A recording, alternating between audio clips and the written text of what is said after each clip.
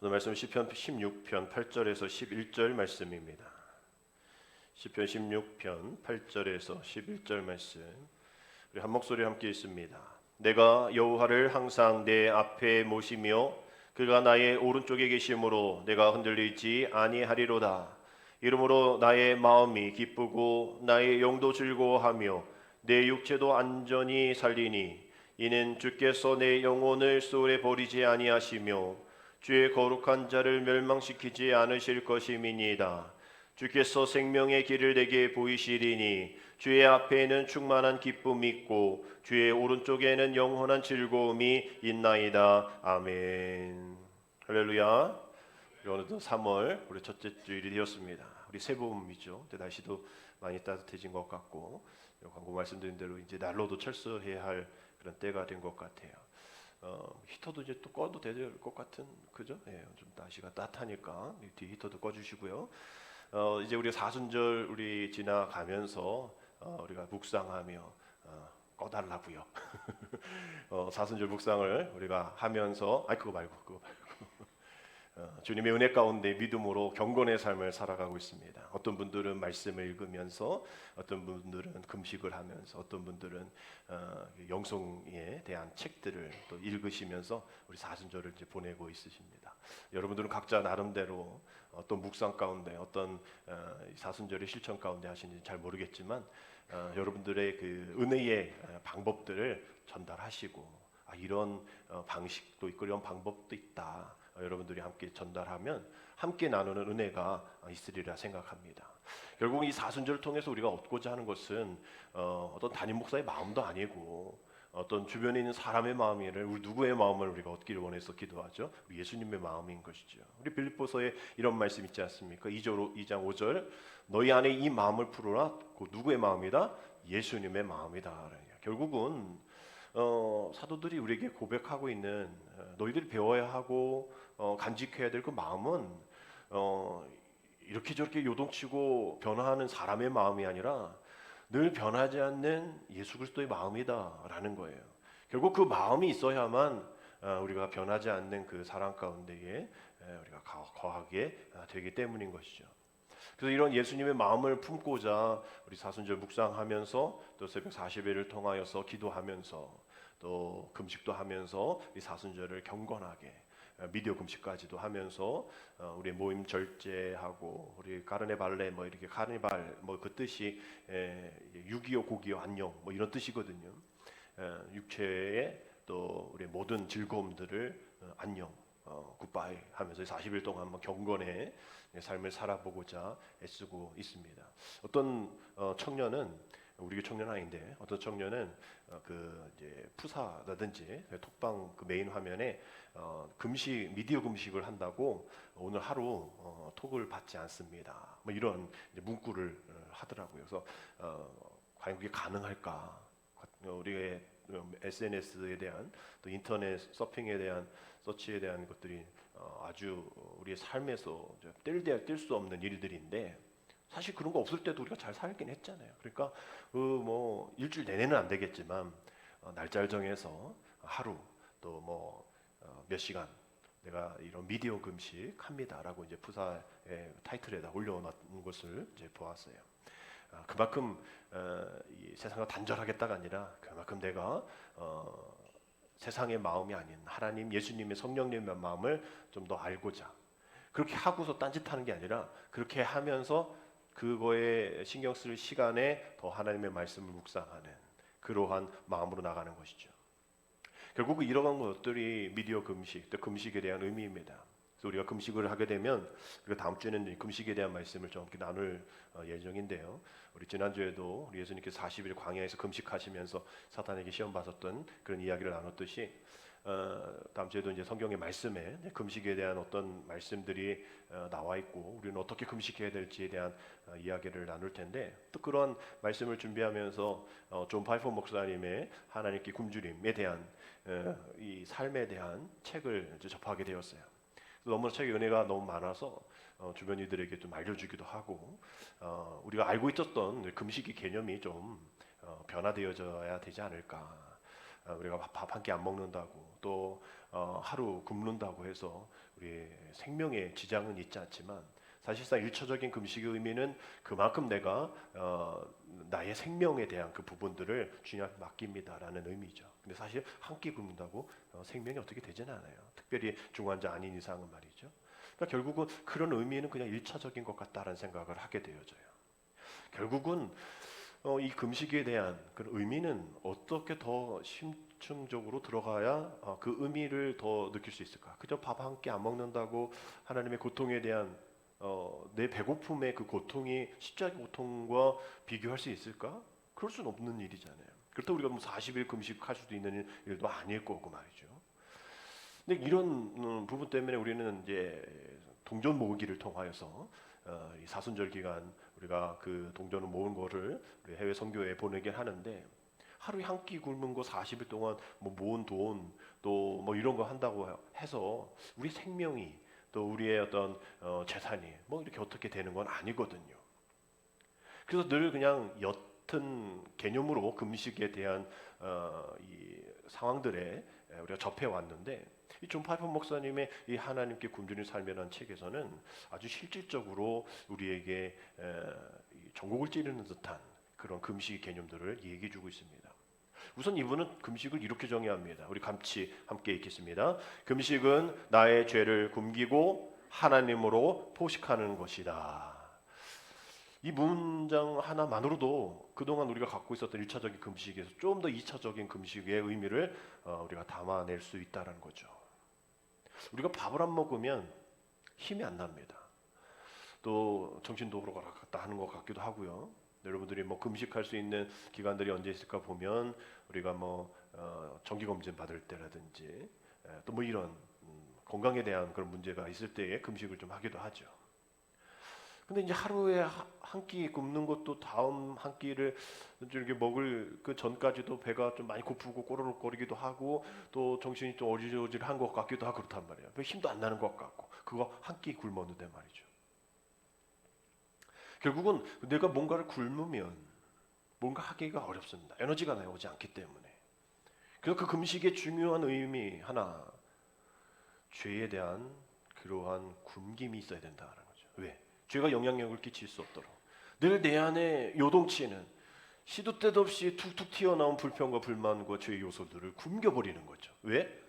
그걸로 인해서 내가 내 영적인 상황 속에서 삶을 살 수가 없어. 너무 얘네들이 튀어나오니까. 얘네들 좀 굶겨가지고 일 좀 못하도록 좀 왔다 갔다 에너지를 못 쓰도록 좀 굶겨보자는 거예요. 죄에 대해서 거기 신경 쓰지도 말고 거기 반응도 하지도 말고 그냥 그래 너 한번 알아서 해. 너 죄는 너 알아서 해. 나는 신경 안 쓸 거야. 죄는 우리에게 그걸 더 신경 쓰길 원하거든요. 그래서 좌절하기를 원하고 그 죄에 대한 불평들을 전하기를 원하고 뭔가 반응이 일어나길 원하는 게 죄의 속성인데 내가 거기서 신경 쓰지 않겠다는 거예요. 너 굶어봐. 너 내가 너한테 반응 안 할 테니까 굶어봐. 그래서 배고프고 아무것도 못할 정도의 죄의 굶주림이 금식이고 그 굶주림 속에 비어있는 것을 무엇으로 채워야 한다? 하나님으로 채워야 한다는 거예요. 하나님의 말씀으로 채워야 하고 하나님의 사랑으로 채워야 하고 하나님의 것으로 우리가 포식을 해야 한다는 거죠. 보이지는 않아요. 먹을 수는 없어요. 그러나 하나님의 말씀, 그 말씀의 의미, 가치, 그걸로 인해서 내가 비록 육체는 굶고 있지만 정신적으로 또 다른 가치로는 배부른 거예요. 죄에서는 굶주리고 하나님으로는 풍족한 포식의 잔치. 이 책에서 이야기하는 주된 논점입니다. 금식은 나의 죄를 굶기고 하나님으로 포식하는 것이다. 진정한 굶주림, 하나님을 향한 그런 포식의 마음, 죄에 대한 그러한 거부들, 우리가 단지 음식을 안 먹는 그 거부함이 아니라 죄에 대해서 늘 요동치는 죄의 마음들을 거부하고 그 거부된 그 마음 가운데 자리 잡게 할 성령님, 하나님, 예수님의 마음들. 그동안 내 안에 너무 욕심과 내 안에 모든 것들이 너무나 가득 채워져서 하나님의 것으로 채우지 못한 것들을 채우게 되어지는 금식. 그러면 이런 고백할 수 있습니다. 하나님, 아버지, 저는 비어있지만 주님은 충만하십니다. 저는 배고프지만 주님은 하늘의 빵이십니다. 저는 목마르지만 주님은 생명의 샘이십니다. 저는 연약하지만 주님은 강하십니다. 저는 가난하지만 주님은 풍성하십니다. 저는 어리석지만 주님은 지혜로우십니다. 저는 깨어졌지만 주님은 온전하십니다. 저는 죽어가지만 주님의 인자하심이 생명보다 낫습니다. 라는 고백을 할 수 있게 되어지는 것이죠. 정말 우리의 금식은 하나님께 대한 굶주림인가? 거룩에 대한 굶주림인가? 아니면 그 다른 세상의 어떤 것의 굶주림입니까? 지난주 설교에서 광야의 사탄이 예수님께 시험했던 첫 번째 시험이 굶주림이잖아요. 배고픔이잖아요. 지금 2023년을 살아가고 있는 우리들에게도 여전히 주님이 그때 사탄이 제시했던 그 돌을 떡덩이로 만들어 버리라는 불가능한 일들을 오직 하나님의 말씀으로 나오는 그 말씀으로 이겨야 할 일들을 그래 말씀 아니어도 돌 떡으로 만들 수 있잖아. 이 시대는 그렇게 할 수 있잖아. 그렇게도 한번 해봐야지라면서 우리 굶주림은 다른 굶주림이 되어져 버리고 말았다라는 것이죠. 그 존 파벨 목사님이 이런 이야기를 해서 또 이 새로운 인사이트를 받게 되었어요. 우리가 하나님의 사명을 감당할 때에 또 내 안에 신앙의 가장 큰 적은 무엇일까? 우리가 딱 떠오르는 것은 그 사탄의 시험, 또 그러한 불평불만 뭐 이런 거라고 생각하잖아요. 내 신앙의 걸림돌. 근데 존 파이퍼 목사님은 그거 아니에요. 그것도 맞지만 우리 신앙의 가장 큰 적은 바로 하나님의 선물입니다. 이렇게 얘기를 하세요. 아니 어떻게 내 신앙의 가장 걸림돌이 하나님의 선물일까? 누가복음 18장에 예수님께서 잔치를 베푸셨잖아요. 그래서 많은 이들을 초청했는데 이들이 그 초청에 거부했던 것들을 잘 살펴보라는 거예요. 그게 악이냐는 거예요. 그게 새롭게 산 팥, 또 새롭게 산 소, 또 새롭게 맞이한 아내 아니었냐냐.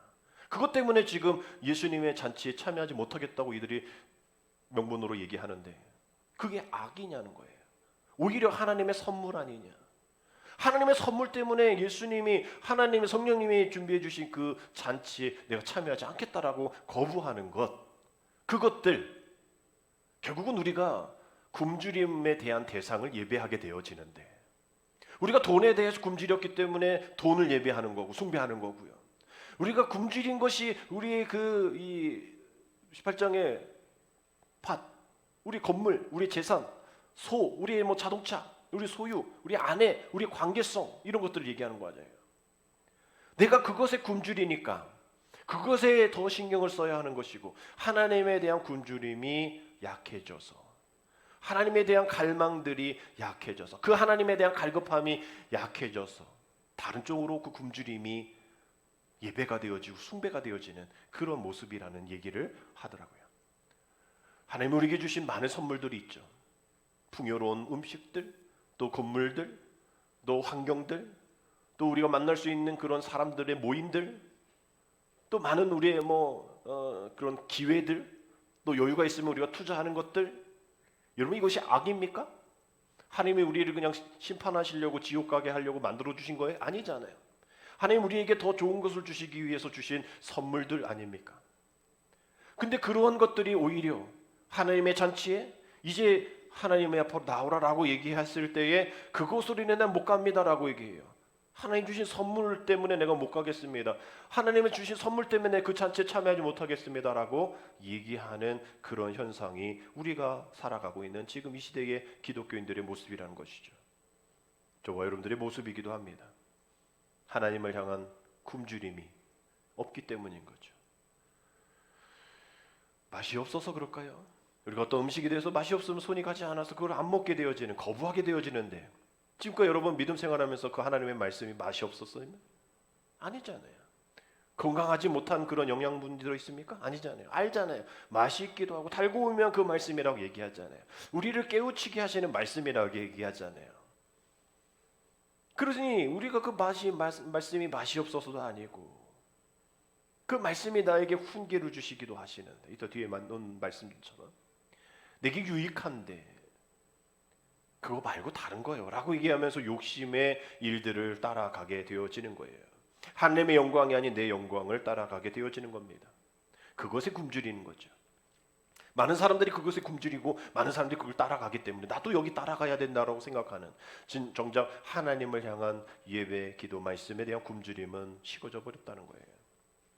지난주 이 사진 보여드렸죠.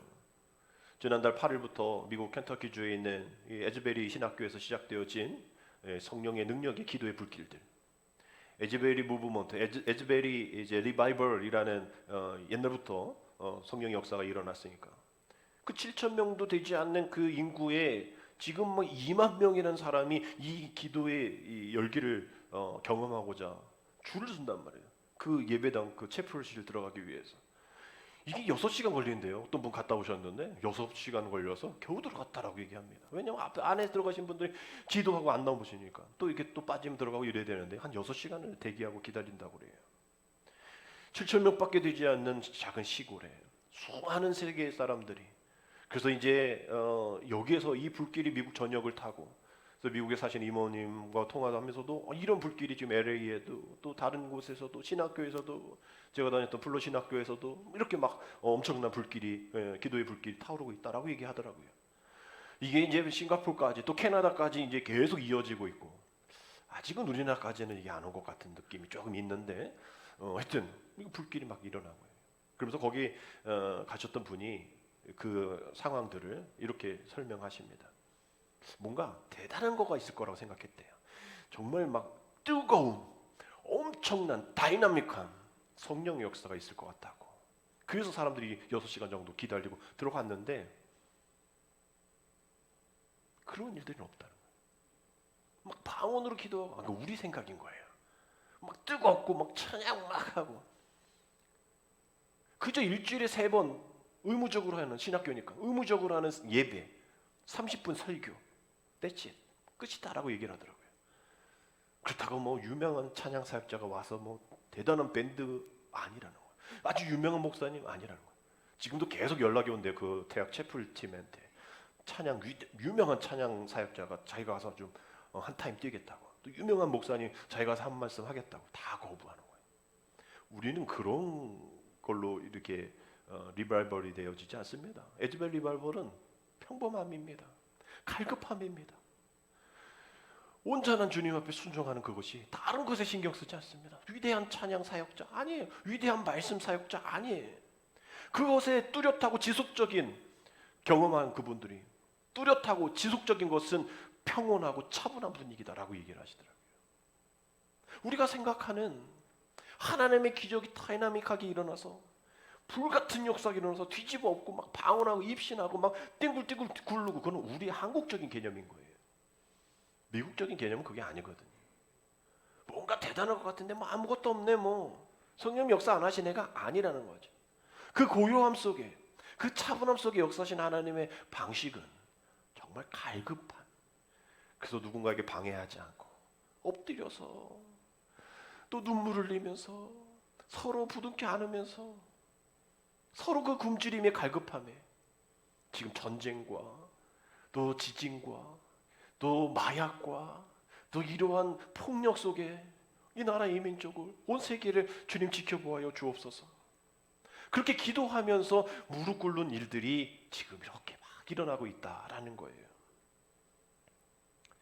여러분 이것이 갈급함입니다. 미국이 아주 지금 뭐 경제적으로 호황하고 대단해서 이렇게 일들이 일어난 게 아니라 지금 너무 힘든 거예요. 어렵고 코로나로 어렵고 힘들고 실직하고 많은 일이 죽고 전쟁 속에 지진 속에 나는 이 어려움 속에서 기도하는 거죠. 지난주 말씀처럼 에덴 동산 그 풍성할 때 시험이 있었고 광야에서 아무것도 먹지 못할 때에 주님이 승리하신 그것을 보면서 아무 일도 없었으면 내가 큰 일을 할 텐데 내가 승리할 텐데가 아니라는 거죠. 어려움과 힘듦이 있을 때 하나님이 그걸 통해서 주신 은혜를 발견하는 자만이 그 시험과 그 어려운 고통 속에서 이기는 사람이 되어지고 기도하는 사람이 되어진다라는 것을 에즈베리 리바이벌을 통해서 지금 이 전 세계의 어려움 속에서 기도하는 불길이 타오르는 것을 보면 하나님이 그러한 방식으로 역사하시는구나. 풍족할 때 기도하지 않고 어려울 때 불평하고 이래서는 안 되겠다라는 것을 알려주는 거죠. 오늘 일부 때 은혜로다라는 찬양을 했는데 나중에 이제 수요 예배 때도 함께 불러볼 찬양인데요. 은혜로다라는 찬양, 우리가 알고 있는 그 은혜로다 말고 다른 은혜로다인데, 그 장종택 목사님이라는 분이 동두천에 협동 목사로 계시는 분인데 찬양 사역을 하시는 분입니다. 이 장종택 목사님이 책을 오래전에 내셨는데 이 책이었어요. 온유야 아빠야라는 책인데, 이 온유가 그냥 단지 그냥 뭐 감기 증세인 줄 알고 염증 좀 있어가지고 갔더니 뭐 우리가 처음 들어보는 NDA 뭐 수용성 뇌염이다 뭐 이래가지고 그것이 이렇게 과정 속에서 2개월 동안 혼수 상태에 빠졌던 그러한 경험들, 또 그 과정 속에서 이제 이분이 찬양 사역자니까 또 이제 그 교회 협동 목사니까 교인들한테 기도 제목을 나눠주면서 일어났던 그 기적 같은 역사들을 담긴 책이었고 2016년인가요? 단일 기도의 강사로도 나왔었습니다. 그리고 지금도 많은 교회를 또 돌아다니시면서 간증을 하시는데, 이 어려움이 있었던 이후에 7년 정도 지나서 다시 재발을 하고 다시 어려움이 시작되어지는 그런 과정의 그런 간증들을 다시 이 책에 다시 넣어서 이제 다시 책이 나왔단 말이에요. 그 책에 대한 이야기를 쭉 하면서 어려움을 당하니, 딸의 죽음 앞에서 그 아픔을 겪고 나니 자기 자신이 정말 잘못 살았구나, 목사임에도 불구하고 자기 자신의 삶이 가짜였구나라는 것을 깨닫는 거예요. 그 전에 평안할 때는 그런 느낌도 없다가 그저 찬양도 잘 만들고 자기가 만든 찬양이 뭐 온 한국 교회에 막 퍼지기도 하고, 그러니 막 우쭐하기도 얻기도 하고, 또 유학 생활 속에서도 뭐 영어도 막 잘하고 막 이러니까 으쓱했단 말이에요. 근데 이 딸의 죽음 앞에서 생사가 2개월 동안 혼수 상태였으니 2개월 동안 그 아버지가 사는 거였겠어요? 그러다 보니까 자기 자신을 발견하게 됐다라는 거죠. 잠언서 16장 2절의 말씀 보면 사람이 행위가 자기 보기에는 모두 깨끗하여도 여호와는 심령을 감찰하시느니라.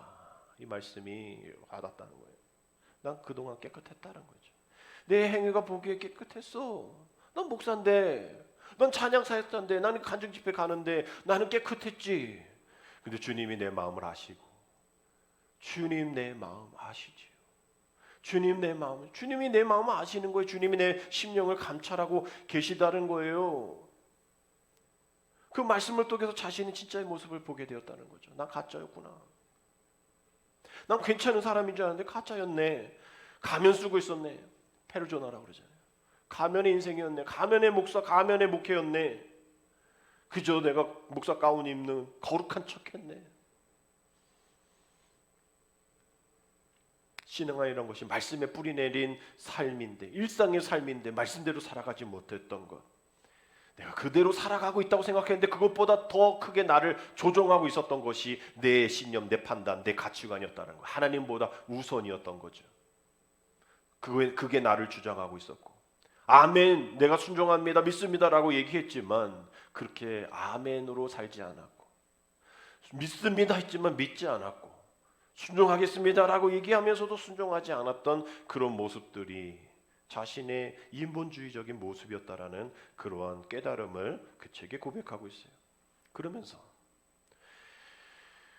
고백하는 것이 나는 별 수 없구나 가 아니라 오히려 기쁨의 마음을 주셨다는 거, 그 깨달음이 생기게 되니까 오히려 그 고통과 그 시련과 그 아픔이 정 목사님을 담대하게 만들었다라면서 이런 고백합니다. 그래, 내가 이 시련을 통해 내가 어떤 인간인지 보게 되어서 너무 이게 은혜이구나, 하나님이 주신 은혜이구나.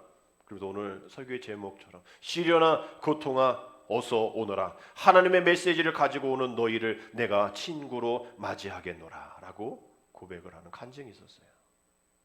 시련아 고통아 어서 오너라. 우리 이런 고백할 수 있습니까? 시련이 고통 오지 마라고 고백하죠. 우리는 왜? 내가 견딜 수 없으니까, 나 싫으니까.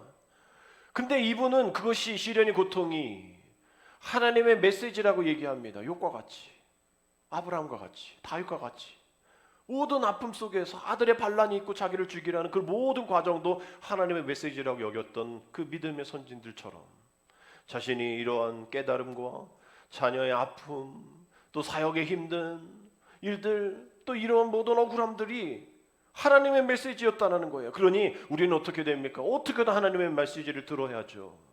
그러니까 고통 시련 와, 더 내가 하나님의 메시지를 더 들을게 라면서 담대해지기 시작했다라는 고백입니다.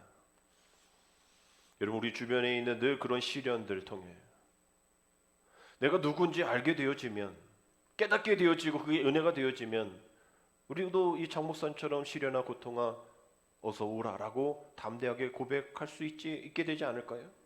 이것이 우리가 유익이라고 얘기하는 그 말씀을 우리가 알지 않습니까? 시편 119편 71절 고난 당한 것이 내게 유익이라.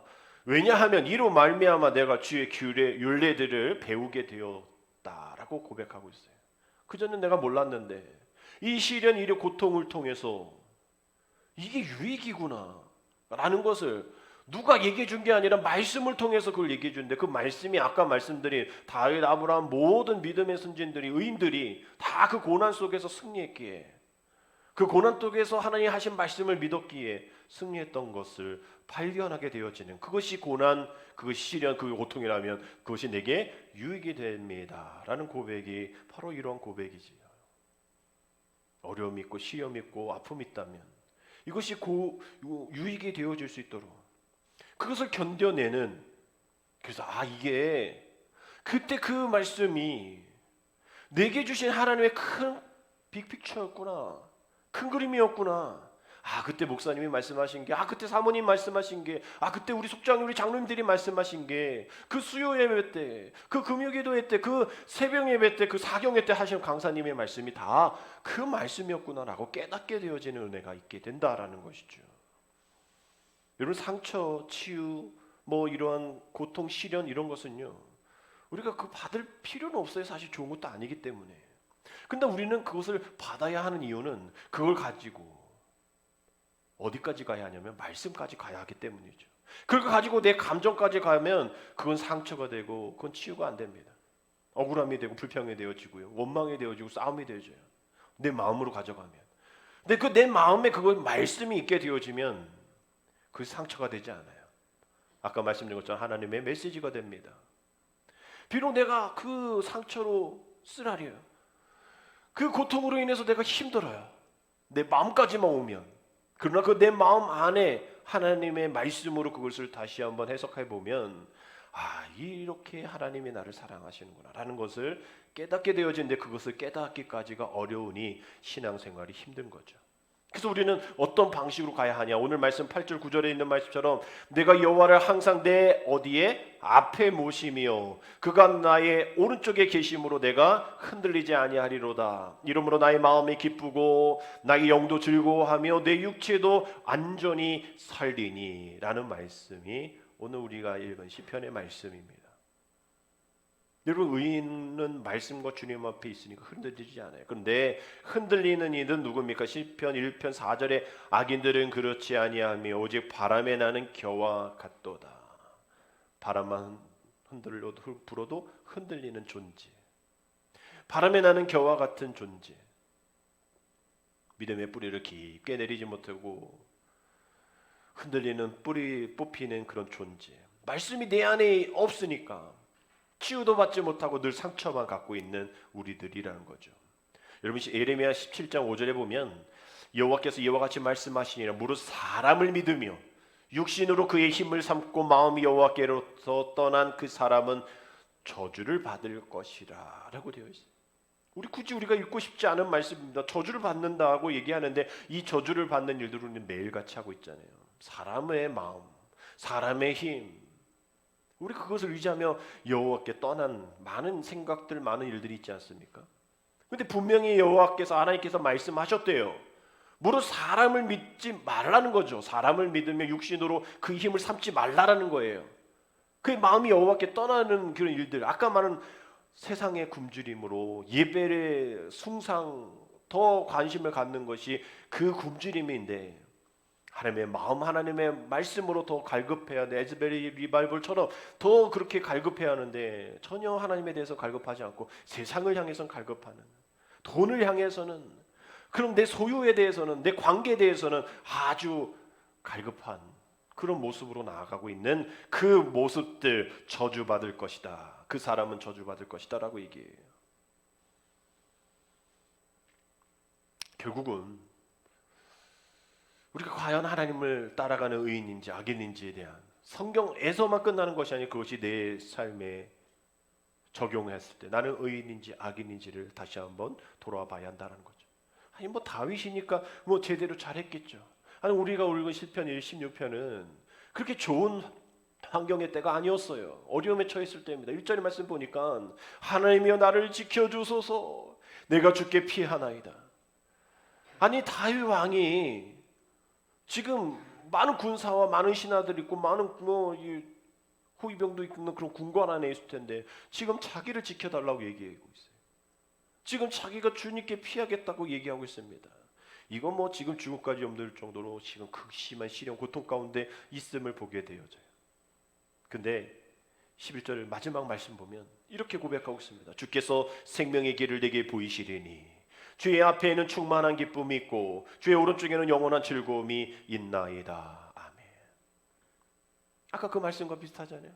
하나님이 내 앞에 계시고 주님이 내 옆에 늘 계셔서 나는 기쁘고 즐겁고 흔들리지 않습니다 라는 그런 고백과 동일한 말씀일 겁니다. 주께서 생명의 길을 내게 보이시리니 내가 주님께 피하고 주님만이 나를 지켜주실 분이심을 알고 내 신하들 있고 내 군사력이 있다 할지라도 그거 의지하지 않고 오직 하나님만을 의지하며 하나님을 향해 나아가오니 주의 앞에는 충만한 기쁨이 있고 주의 오른쪽에는 영원한 즐거움이 있습니다 라는 고백인 것이죠. 교회 나가면 재미없어요. 사람 만나도 재미없어요. 말씀만 들어요. 그럴 수 있습니다. 그러나 우리가 그것이 우리의 기쁨이고 우리의 영원한 즐거움이 된다라는 것은 성경에 나와 있는 사실이에요. 우리가 다른 것에 너무 기쁜 것에 세상적인 것에 익숙해져 있기 때문에 말씀을 들으면 기쁜다는 것을 잘 깨닫지 못하는 거예요. 영원한 즐거움이 말씀 가운데 있고 주님 안에 있다는 것을 우리가 잘 깨닫지 못하고 그거에 신경 안 쓰기 때문입니다. 오히려 보이고 만지고 느낄 수 있는 그런 세상의 즐거움이 세상의 기쁨이 내게 더 확실히 다가오기 때문인 것이죠. 그러나 이런 모든 모습 속에서 주님밖에 없습니다 고백하는 거 2절 내가 여호와께 아뢰되 주는 나의 주님이시오니 주 밖에는 나의 복이 없다 하였나이다. 우리는 다른 곳에 내 복을 찾잖아요. 그러나 주님밖에는 나의 복이 없습니다. 오직 주님만 나의 모든 것 되십니다라고 고백하는 것이 내가 주님을 떠나서는 어떤 좋은 것도 가질 수 없습니다. 가지고 있는 것이 좋은 것이 아닙니다 라고 고백하는 그러한 모습인 겁니다. 이런 극심한 어려움 속에서 그런데 다른 사람들은 그런 세상적인 즐거움으로 우상 숭배 가운데 나가고 있다는 거 3, 4주 쭉 보면 근데 나는 그런 사람들과조차도 함께하지 않겠다라고 고백하지 않아요. 자신의 영적인 정체성을 분명하게 소속을 분명하게 지키고 있습니다. 나는 그런 사람들과 함께하지도 않을 거야. 우상 숭배 다른 게 우상 아니잖아요.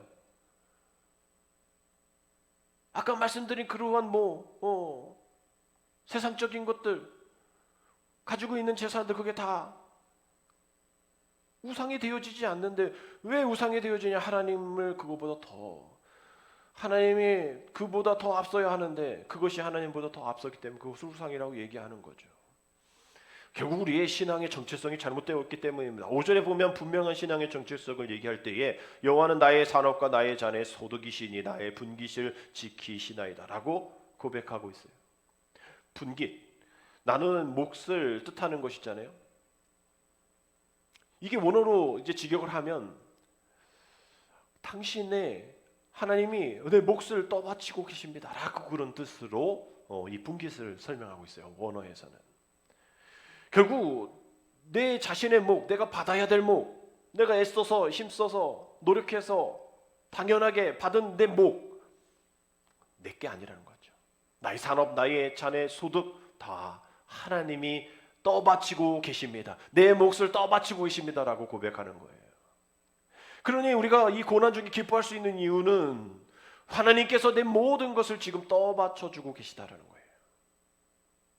흔들리는 내 마음도 떠받쳐주고 계시고 개척교회 지하에서 한 명도 없는 교회 지금 혼자 설교하고 있는 그런 교회의 목사님도 실망하고 고통 속에 있을 것이 아니라 그 하나님께서 그 목사님의 사명, 그 성도들의 사명, 그 개척교회의 사명을 떠받들고 계셨기 때문에 지금 대형교회에서 엄청난 그러한 인적 물적 자원으로 시스템으로 예배드리는 그 동시에 주변에 있는 작은 지하에 있는 그런 교회도 역시 마찬가지로 하나님이 그 예배를 받으시고 그 마음 가운데 함께 하시고 그 자리에 함께 하신다라는 거예요. 그 5절을 현대어 버전으로 이렇게 번역을 하는 것을 봅니다. 여호와여 주는 나의 모든 것이 되셔서 내가 필요로 하는 것을 다 주셨으니 나의 미래도 주의 손에 있습니다. 나의 미래도 주의 손에 있습니다. 여기 이것보다 더 큰 위대한 기도의 제목이 있을까요? 지금 현상을 바라보는 것이 아니라 나의 미래도 주의 손에 있다. 이런 신앙을 고백했던 다윗의 마음이 점점 큰 확신을 가지게 되어지고, 그래서 나는 하나님, 그 하나님의 말씀으로 나를 훈계하신 것을 내가 듣습니다. 내가 그 하나님을 찬양합니다 라면서 7절 이렇게 고백하죠. 나를 훈계하신 여호와를 송축할지라 밤마다 내 양심이 나를 교훈하도다. 이러한 우리의 애씀이 있어야 돼요. 주님의 말씀이 나를 훈계하고 계실 때 나는 그거에 대해서 반응하는 것은 나의 억울함이 아니고 나의 불만이 아니고 하나님을 감사하며 찬양하는 일들. 그래서 내가 계속 묵상하면서 이것이 나의 교훈이고 내 양심이고 내가 해야 할 일이구나라고 생각을 하게 되어지는 것이죠. 그러면서 다시 한번 11절 말씀을 봅니다. 이러한 우리의 삶의 결론인 것이죠. 우리 다시 한번 11절 같이 읽습니다. 주께서 생명의 길을 내게 보이시리니 주의 앞에는 충만한 기쁨이 있고 주의 오른쪽에는 영원한 기쁨이 있나이다. 아멘. 여러분, 그 어떤 고난 과정 속에 있다 할지라도 우리 피난처, 우리 기업이 되시고 우리 분깃을 떠받치고 계시는 그 하나님만을 바라보십시오. 그 날개 아래를 피하십시오. 하나님만을 섬기는 사랑의 성도들이 되어 주십시오. 그러면 우리도 다윗처럼 확신에 찬 기쁨의 노래를 부를 수 있을 겁니다. 그러면서 장 목사님처럼 시련과 고통아 어서 와, 하나님 내게 말씀하시는 거 내가 들을게 라면서 담대하게 우리가 맡고 있는 시련 고통을 담대하게 주님 앞에 내어드릴 수 있을 겁니다. 사순절 두 번째 주간 시작됩니다.